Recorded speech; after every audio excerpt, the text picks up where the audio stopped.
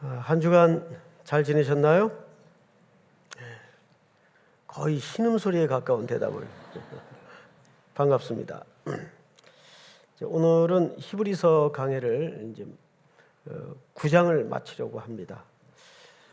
우리는 항상 어떤 책을 선정해서 어떤 본문을 읽든 늘 마음에 바탕을 둬야 될 게 그 글의 목적입니다. 히브리 기자가 이 히브리서라는 글을 왜 썼을까?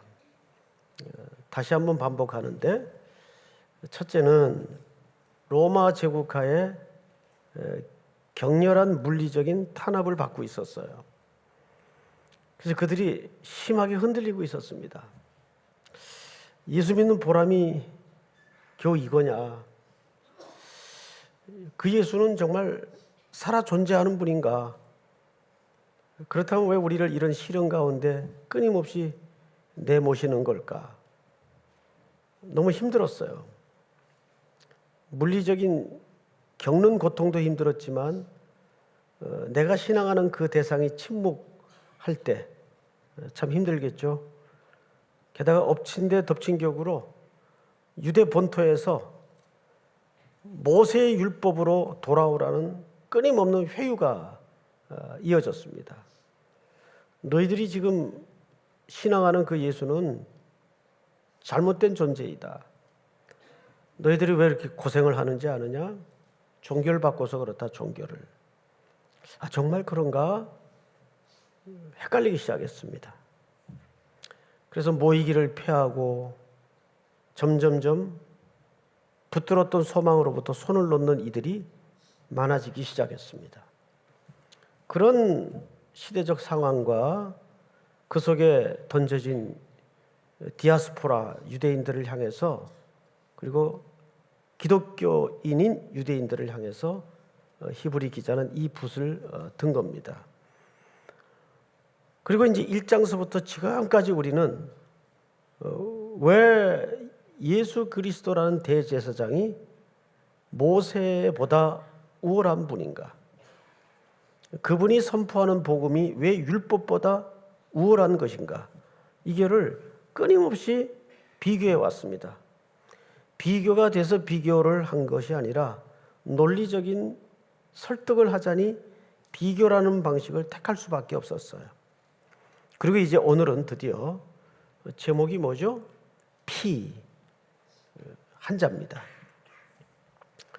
가장 짧은 설교 제목이 아닐까 기억이 되는데, 피. 이 그리스도께서 우리를 위하여 대속에 흘려주신 이 피가 갖는 의미가 무엇인가를 한번 고려해 봄으로써 한층 더 그분의 은혜 속으로 들어가는 시간이 되기를 원합니다.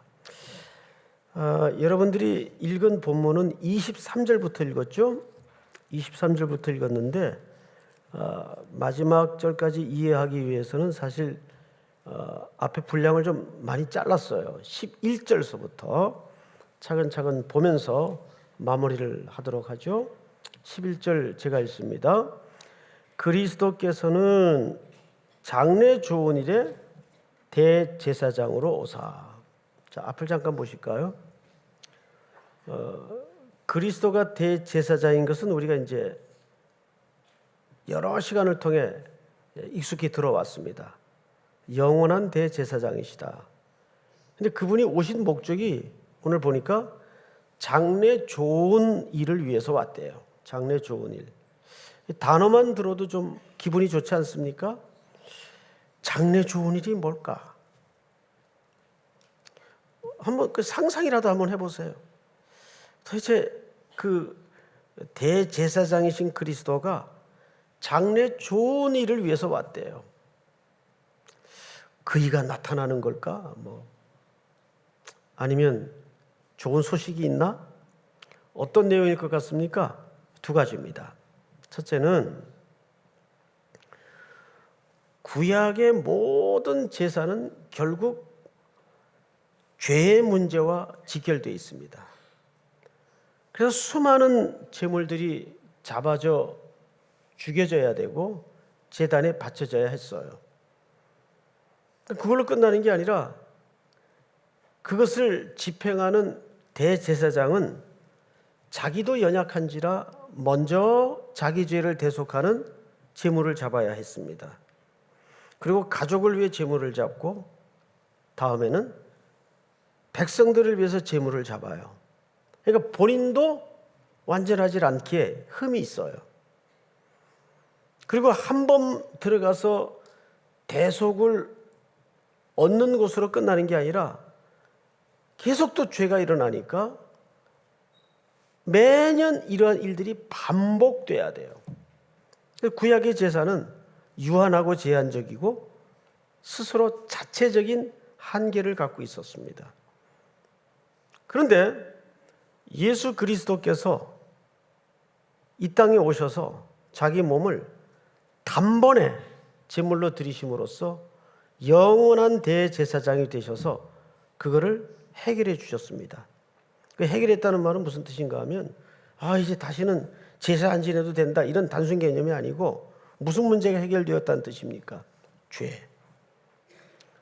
죄의 문제가 영원히 해결되었다는 뜻이에요. 여러분 결국 인류의 문제는 마지막에 가면 무슨 문제입니까? 죄의 문제입니다. 한국 전쟁에 참전했던 메가더 장군을 여러분들이 기억하실 거예요. 그 존 메가더가 전쟁 후에 많은 그 기자들과의 인터뷰 속에서 남긴 유명한 어록이 하나 있습니다. 기자들이 그 장군에게 그렇게 물었다죠. 각하는 전쟁을 뭘로 생각하십니까? 그 장군인데 군인인데 아주 기막힌 말을 했어요. 제 생각에는 전쟁은 신학의 문제라고 생각합니다. 선뜻 와닿질 않죠. 전쟁의 문제는 결국 인간의 죄의 문제라는 뜻입니다. 그것은 그분의 어떤 정치적인 이념이나 정책에 동일하든 안 하든 굉장히 중요한 핵심을 건드린 발언입니다. 전쟁의 문제는 신학의 문제라고 생각을 합니다. 정확히 맞는 얘기입니다. 그러니까 이 땅에 일어나는 모든 인간의 고달프고 고단한 문제는 그 끝은 죄의 문제요. 결국 죄의 문제는 신학의 문제입니다. 인류의 문제는 바로 그 문제예요. 그런데 예수 그리스도께서 그 문제를 영원히 단번에 해결하셨습니다. 그리고 두 번째는 그 결과로 우리는 누구든지 언제든지 주 예수 그리스도의 이름으로 은혜의 보좌 앞으로 담대히 나아갈 새롭고 살 길을 얻었습니다. 즉 대제사장이신 예수 그리스도께서 이 땅에 오셔서 장래 좋은 일을 위하여 오셨다는 말은 그 두 가지예요. 첫째는 우리의 무슨 문제를 해결하셨어요? 죄의 문제를 해결하셨어요. 여러분 이 사실을 믿으십니까? 두 번째는 그 까닭으로 우리는 언제든지 누구든지 그리스도의 이름으로 그 은혜의 보좌 앞으로 담대히 나아갈 수 있었어요. 이제는 구약처럼 누구를 거치지 않아도 되죠. 대제사장들을 중간에 매개자로 삼지 않아도 됩니다. 언제나 여기에 매여서 구약의 백성들은 양심이 자유롭질 못했어요. 늘 힘들었어요. 자, 그리고 나서 우리 11절 하반절을 좀 볼까요? 좋은 일의 대제사장으로 오사. 이 오사라는 말은 단순히 그냥 그분이 오셨다라는 팩트를 설명하는 것이 아니고 이게 부정과거 문법으로 기록되어 있어요. 그 말은 무슨 뜻인가 하면 이런 뜻입니다. 그분이 왔는데 그 대속의 사역이 지금도 진행이 되고 있다 그 뜻이에요. 어떤 마무리 단계를 위해서 진행되어 가고 있다 그 뜻입니다. 오사, 진행되어 가고 있다. 그 다음이 중요합니다. 첫째, 손으로 짓지 아니한 것. 두 번째는 창조에 속하지 아니한. 세 번째는 더 크고 온전한 뭐죠? 장막. 이 장막이라는 개념이 등장을 해요. 이 장막을 뭘로 소개했는가 하면 세 가지로 소개했어요. 첫째는 손으로 짓지 않은 것. 두 번째는 따라서 자연히 창조에 속하지 않은 것. 그리고 이것을 뭐라고 표현했다고요? 더 크고 온전한 장막이라고 표현했어요. 장막. 자, 그럼 이제 우리가 한 걸음 더 들어가서 여기서 도대체 말하는 이 장막이 뭘 얘기하는 걸까? 그래서 브루스 같은 신학자는 이 장막을 하늘 성전으로 이해를 했어요. 하늘 성전. 그런데 우리 장로교의 창시자인 칼빈이나 또 모리스 같은 신학자는 이것을 예수 그리스도로 해석을 했습니다. 그러면 하늘 성전이 맞을까? 예수 그리스도가 맞을까? 사실은 같은 얘기입니다. 우리 성경 참고 구절을 좀 자막을 통해 한번 확인하죠. 먼저 요한복음 1장을 한번 띄워주세요. 한번 같이 읽어볼까요? 시작. 말씀이 육신이 되어 우리 가운데 거하심에 우리가 그의 영광을 보니 아버지의 독생자의 영광이요 은혜와 진리가 충만하더라. 말씀이 육신이 되어 우리 가운데 어떻게 했다고 되어 있어요? 거하심에. 이 거한다는 말이 사실은 장막을 친다는 얘기입니다. 장막을 침해.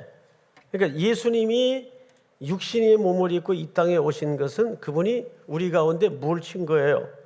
장막을 친 거예요. 자, 그런데 이 장막이 오늘 본문에는 손으로 짓지 아니하고 창조에 속하지 아니하며 그리고 더 크고 온전한 장막이라 그랬어요. 보니까 요한복음 1장 14절에 정확하게 말씀이 육신이 되어 우리 가운데 장막으로 내려오신 거예요. 육신 장막을 입으시고, 근데 이분이 이제 어디로 들어가셨습니까? 하늘 성소로 들어가셨어요. 하늘 성전으로 들어가셨어요. 자, 그러면 계시록을 한번 보자고요. 띄워주세요. 다 같이 시작. 성 안에서 내가 성전을 보지 못하였으니 이는 주 하나님 곧 전능하신 이와 및 어린 양이 그 성전이심이라. 그러니까 놀랍게도 하늘 성전이나 어린 양이나 다른 얘기입니까? 같은 얘기입니까? 같은 얘기예요. 정확하게 계시록 21장에 성 안에서 내가 성전을 찾았어요. 요한이 이끌려 환상 가운데. 그런데 성전이 안 보여요. 왜? 보지 못하였으니 이는 주 하나님 곧 전능하신 이와 및 어린 양이 그 뭐라고 얘기합니까? 성전이라. 그러니까 하늘 성전과 어린 양은 사실은 같은 개념이에요. 그분이 말씀이 육신이 되어 우리 가운데 어떻게 하셨던 거죠? 장막으로 내려오셨던 겁니다. 자, 그러면 오늘 본문을 조금 더 보십시다. 13절 12절부터 보겠습니다. 염소와 송아지의 피로 하지 아니하고 오직 누구 피로? 자기 피로 영원한 속죄를 이루사 어떻게? 단번에 어디로 들어가셨어요? 성소로 들어가셨느니라. 자, 앞을 좀 보십시다. 중요한 단어가 여기 두 개가 있어요. 첫째는 그리스도의 피, 자기 피. 드디어 피 얘기가 나옵니다. 두 번째는요, 단번에. 이 단번이라는 말은 숫자를 얘기하는 게 한 번에 숫자를 얘기하는 게 아니라 완전한 드림을 단번에 드렸다. 더 이상 손댈 것 없이 단번에 드렸다 그 뜻이에요. 단번에 들어가셨느니라. 성소로 들어가셨느니라. 우리는 이것을 지난번 몇 차례에 걸쳐서 공부를 했어요. 우리가 승천이라는 개념을 누구의 시각에서 이해해야 된다 그랬죠? 하늘 아버지 시각에서 이해를 해야 된다고요. 다시 말해서 우리가 승천하면 뭉게구름 타고 멋있게 예수님이 도포자락 휘날리면서 500여 형제들이 보는 앞에서 갈릴리에서 쫙 이렇게 하늘로 올라가는 그런 정말 뜬구름 잡는 개념으로 이해를 할 수가 있겠죠. 그런데 승천이라는 개념은 그런 개념보다는 하늘 아버지의 시각에서 이해를 해야 돼요. 승천은 이 땅에 아버지의 명을 받들어 내려가셨던 육신의 몸을 입고 사셨던 아들 예수 그리스도가 십자가 제단에 제물이 되어서 온 피를 다 흘려서 하나님이 그토록 사랑하시던 택한 백성들을 대속해서 어두운 가운데서 꺼냈어요. 그리고 그 대속의 제사를 마치시고 이루신 다음에 십자가에서 마지막 마디가 뭐였어요? 다 이루었다. 아버지요, 제 피값으로 이 백성들의 죄값은 다 지불되었습니다. 그 뜻이에요. 그러니까 구원은 우리에게 공짜로 오는 거지 하나님의 입장에서는 공짜가 아니에요. 어마어마한 대가가 지불된 거예요. 값으로, 양으로, 가치로 환산할 수 없는 어마어마한 대가가 십자가에 지불된 거예요. 그리고 그 아들을 이제 제물로 하나님께서 뭐 하시는 겁니까? 받으시는 거예요. 안으시는 거예요. 이걸 우리 시각에서는 뭐라고 부르죠? 승천이라고 불러요. 그러나 하나님 아버지 시각에서는 정말 가슴 아픈 사건이었어요. 그 제사를 이루고 아버지에게로 돌아오는 아들을 상상해 보십시오. 피투성이가 되어서 돌아오는 아들을 상상해 보십시오. 그렇게 하늘 아버지는 그 아들을 받으시는 거예요. 그리고 이제 그 아들은 하나님 보좌 우편에서 우리를 대신하여 뭘 하십니까? 중보와 도고를 계속 하고 있습니다. 왜 그분만이 중보자일 수밖에 없느냐? 그분은 우리와 완벽하게 똑같은 연약한 육체로 이 땅에 머무시는 동안에 모든 유혹 앞에, 모든 죄악 앞에 맞서 흠 없이 죄를 승리하셨습니다. 그렇기에 우리의 약함을, 우리의 체질을 너무 이해를 잘하세요. 지금도 그분은 우리의 그 연약함을 붙들고 아버지 보좌 우편에서 성령의 탄식함으로 중보를 하고 계신단 말이에요. 우리를 고아와 같이 홀로 버려두지 않으시는 분이세요. 믿습니까? 그 얘기를 하는 거예요. 그러니까 인류는 결국 마지막에 두 종류로 나누어질 수밖에 없어요. 복음은 사람들이 복잡하게 만들어서 그렇지, 복음은 선명하고 명료한 겁니다. 마지막 날에 그리스도 안에 있느냐, 그리스도 밖에 있느냐로 나누어질 뿐입니다. 이 인류 역사상 가장 지고한 선, 지고한 가치는 십자가 앞에 세워지는 일이에요. 구약 창세기 38장에 보면 유다와 다말의 이야기가 등장합니다. 뜬금없이. 다말은 유다의 며느리죠. 시집을 와 남편은 다 잃었어요. 계대 혼인법에 의해서 그 동생이 당연히 혈통을 잇기 위해서 자기에게 주어져야 되는데 유다가 왠지 기회를 주지 않아요. 그래서 마지막에는 변칙적인 방법을 쓰는데 창기로 변장을 해서 유다에게 들어갑니다. 시아버지에게로 들어가는 끔찍한 난해한 불륜이 이루어져요. 친정집에 가 있는 줄만 알았던 며느리에게 어느 날 복중에 생명이 들어섰다는 흉측한 소문을 듣게 되죠. 유다가 대노를 합니다. 이게 무슨 일이냐? 나중에서야 증거물을 보고 자기의 행동의 결과물인지를 확인하게 됩니다. 그리고 나서 유다가 한 말이에요. 며느리에게 엄청난 얘기를 합니다. 내가 옳도다. 여러분, 거기서 말하는 옳도다라는 개념은 틀리다의 반대 개념이 아니에요. 네가 맞다 그 얘기가 아니에요. 거기서 네가 옳도다라는 말은, 다말은 이 집에 시집을 와서 이 집안의 혈통을 이어야 될 책임이 있어요. 그런데 지금 이 유다 집안의 혈맥이 끊어지게 생겼어요. 왜? 유다의 지파를 통해서 누가 오셔야 되는데 그리스도가 오셔야 되거든요. 유다의 집안을 통해서. 그 다말의 마음은 오직 하나예요. 나는 그리스도를 바라봅니다. 나는 메시아가 필요합니다. 오늘 고백으로 말하면 그 고백이거든요. 나중에서야 그 고백을 깨달은 유다가 네가 옳도다. 거기서 말하는 옳도다라는 말은 바로 이겁니다. 누가 옳은 인생을 사느냐? 그리스도의 흘리신 보혈의 피 앞에서 자기 자신이 드러나는 존재입니다.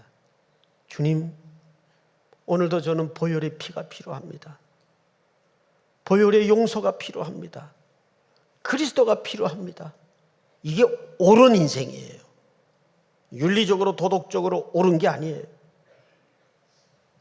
기독교는 윤리적인 도덕적인 문제를 한 번도 옳다 맞다로 구분지은 적이 없어요. 언제나 그리스도 안에 있는가 그리스도 밖에 있는가. 결국 우리 안에 의라는 것도 그리스도의요, 내 안에 믿음이라는 것도 그분의 설득과 하나님의 작업으로 만들어진 믿음이에요. 네가 옳도다. 그 말은 주님, 저는 오늘도 저의 적나라한 죄를 만나면서 그리스도의 보배로운 피가 필요합니다. 주님의 은혜와 용서와 흘리신 보혈의 공로가 필요한 존재입니다. 이게 옳은 삶이에요. 믿습니까? 그렇게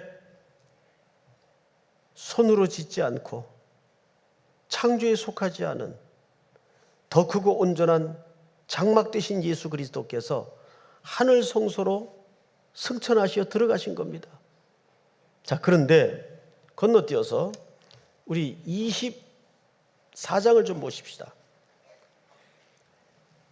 24절, 4장이 아니고, 그리스도께서는 참것의 그림자인 손으로 만든 성소에 들어가지 아니하시고 바로 그 하늘에 들어가사 이제 우리를 위하여 하나님 앞에 나타나시고, 시작. 대제사장이 해마다 다른 것의 피로써 성소에 들어가는 것 같이 자주 자기를 드리려고 아니하실지니. 자, 앞을 잠깐 보시고 설명을 들으십시오. 구약의 장막은 하늘 성소의 모형이었어요. 구약에서는 제사장들이 반복해서 수없이 번제를 드려도 끝나지 않는 제사였어요. 계속 피를 흘려야 됐습니다. 그걸 계속 반복해야 됐습니다. 그런데 예수님은 영원한 대제사장으로 그것을 어떻게 끝냈어요? 단번에 끝냈어요. 영원히 끝냈어요. 아니, 완성하셨어요. 그리고 이제 26절을 보시면, 그리하면 그가 세상의 창조한 때부터 자주 고난을 받았어야 할 것이로되 이제 자기를 단번에 제물로 드려 죄를 없이 하시려고 세상 끝에 나타나셨느니라. 자, 앞을 잠깐 보십시다. 예수님이 세상 끝에 나타났어요? 예수님 보신 분 계세요? 나타나셨잖아요. 여기서 말하는 세상 끝의 정의를 새로 가져야 됩니다. 종말론적인 관점에서 세상 끝은 언제부터 종말이죠? 예수님이 초림으로 오신 그때부터 종말이 시작이 된 겁니다. 종말은 아직 완성이 안 됐어요. 그러니까 세상 끝에 나타나셨다는 말은 주님이 2000년 전 육신의 장막을 입고 이 땅에 오신 사건을 얘기해요. 그리고 그분은 영원히 단번에 성소로 들어가셨습니다. 제사장처럼 매년 반복해서 들어가는 게 아니에요. 그리고 또 보십시다. 28절 다 같이 한번 읽어볼까요? 시작. 이와 같이 그리스도도 많은 사람의 죄를 담당하시려고 단번에 들이신 바 되셨고 구원에 이르게 하기 위하여 죄와 상관없이 자기를 바라는 자들에게 두 번째 나타나시리라. 자, 여기 몇 번째 나타나신다고 되어 있나요? 자, 첫 번째는 나타나셨죠? 예, 그것은 2000년 전 그 사건을 얘기하는 것이고, 두 번째 나타나는 것은 이제 다시 오실 주님을 얘기하는 거예요. 그럼 우리는 첫 번째 오신 주님과 다시 오실 주님 이 기간 속에 걸쳐져 있는 겁니다. 참, 이때 이게 이제 중요해요. 결론인데 우리는 어떤 삶의 태도를 가져야 될 것인가, 오늘 본문이 그걸 마지막으로 설명하고 싶었던 거예요. 그래서 이거를 이해하기 위해서는 우리가 구약으로 한번 넘어가 보자고요. 자, 이제 매년 1년에 한 번씩 대제사장이 저 밖에 있는 백성들의 죄를 대신해서 이제 짐승을 잡아요. 피를 받아서 어디로 들어가죠? 지난 주간 배운 것처럼 지성소로 들어갑니다. 그리고 그 지성소 위에 이 법궤 뚜껑 지역에 시운 자에 뭘 붓죠? 피를 부어요. 그리고 그 짐승에 흘린 피가 단회적으로나마 하나님께 연락이 돼서 받아들여지면 누구의 죄가 속해지는 겁니까? 백성들의 죄가 속해지는 거예요. 자, 그러면 이때, 바로 이때 백성들은 밖에서 뭘 하고 있었을까요? 네? 뭘 하고 있었을 것 같아요? 앉아서 막 고스톱 치고 막 그랬을까요? 아니면 뭐 오락하고 있었을까요? 누구만 나오기를 기다렸을까요? 예, 이 안에서 잘못되면 대제사장이 죽잖아요.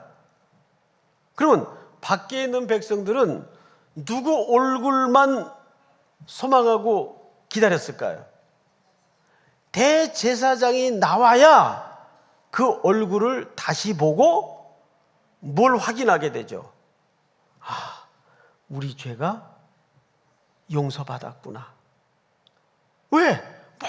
모든 인류의 문제는 죄의 문제이기 때문에 바로 그 개념을 여기서 설명하는 거예요. 그러니까 이제 우리는 다시 오실 주님을 뭐 하며 살아야 될까요? 앙망하며 기다리며 설레임으로 살아야 돼요. 밖에 뭉게구름만 흘러가도 주님 오시려나, 이런 마음으로, 이런 정서로 살아야 돼요.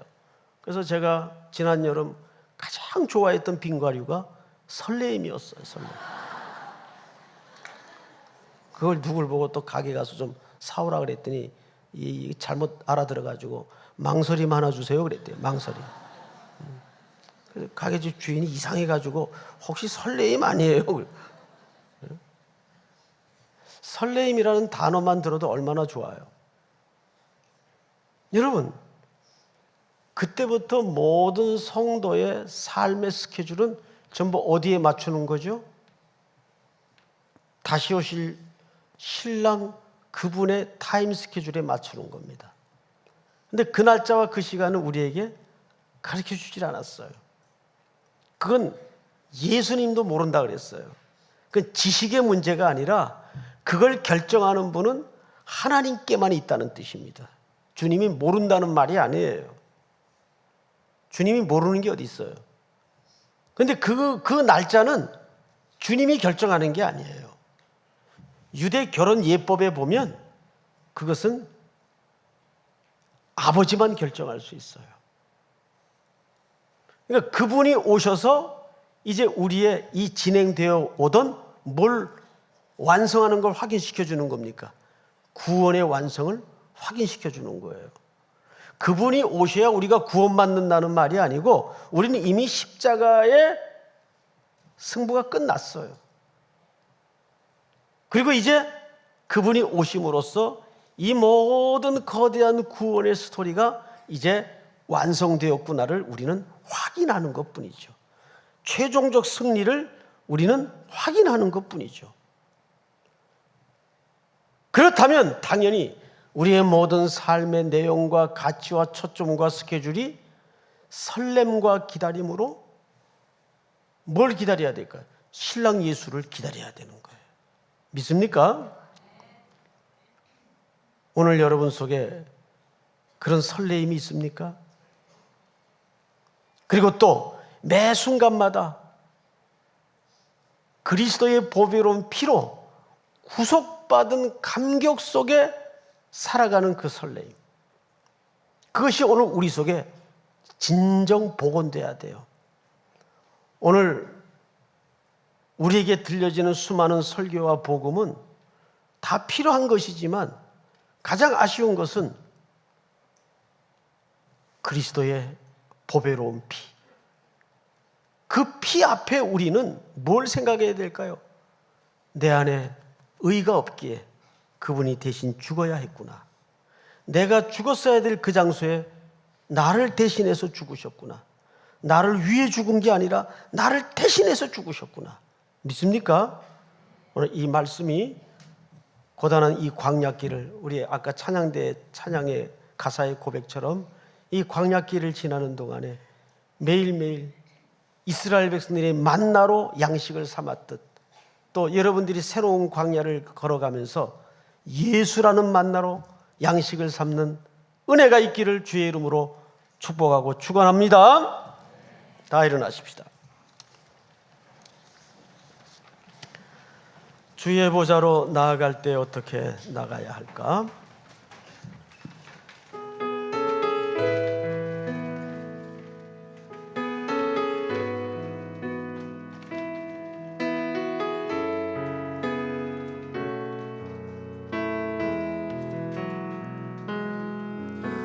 주의 보좌로 나아갈 때에 어떻게 나가야 할까?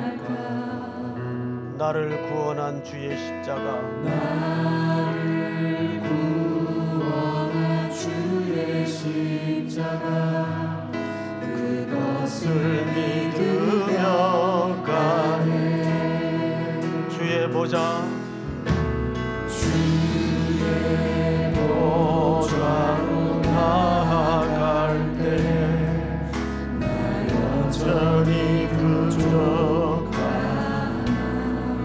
나를 품으신 주의 그 사랑, 나를 부르신 주의 그 사랑, 그것을 믿으며 가네. 자격 없는 내 힘이 아닌 자격 없는 내 힘이 아닌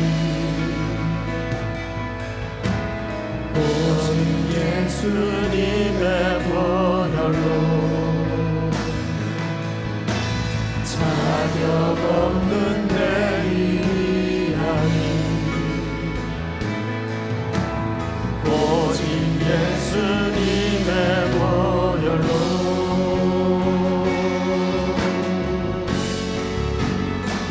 십자가의 보혈, 완전하신 사랑, 힘입어 나갑니다.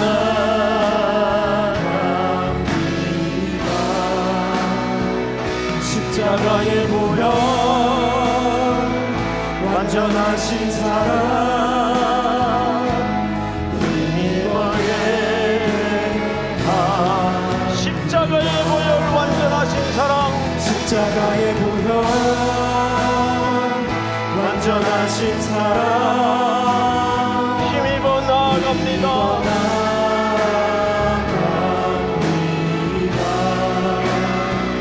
십자가의 보혈, 완전하신 사랑, 힘입어 예배합니다.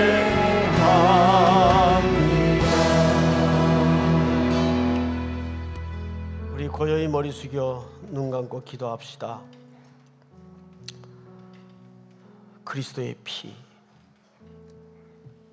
그 흘리신 보혈의 공로와 같는 의미를 우리는 어떻게 이해해야 될까요? 온전히 이해할 수는 없지만 바로 그 피는 내 죄로 죽었어야 될 죄의 값입니다. 하나님의 독생자 아드님이 그 값을 피로, 죽음으로 지불하셨습니다. 인간은 그 앞에 세워지지 않으면 우린 십자가의 의미를 진정 모르는 겁니다. 다시 한번 다시 오실 주님을 설레임으로 기다리면서 매일매일 걷는 이 광야와 같은 길에 세워져서 그 보혈의 공로로 힘입어 걷게 하여 주시옵소서. 그 십자가에서 이루신 주님의 구원의 완성을 믿고 쫓아갑니다. 유다가 다말을 향하여 네가 옳았다, 네가 옳도다, 그 증언처럼 주님, 오늘도 저는 그 보혈의 공로 없이는 걸을 수 없습니다. 예수의 동행 없이는 걸어갈 수 없습니다. 매일 순간순간마다 분초라도 주님이 필요합니다 하는 고백으로 또 한 주를 살아갈 힘을 새롭게 하여 주시옵소서 하는 마음과 개인적인 기도의 고백을 담아서 우리 한번 주여 부른 다음에 기도합니다. 주여, 하나님 은혜를 주심으로 감사합니다. 우리 안에 의의가 없습니다. 우리 안에 거룩이 없습니다.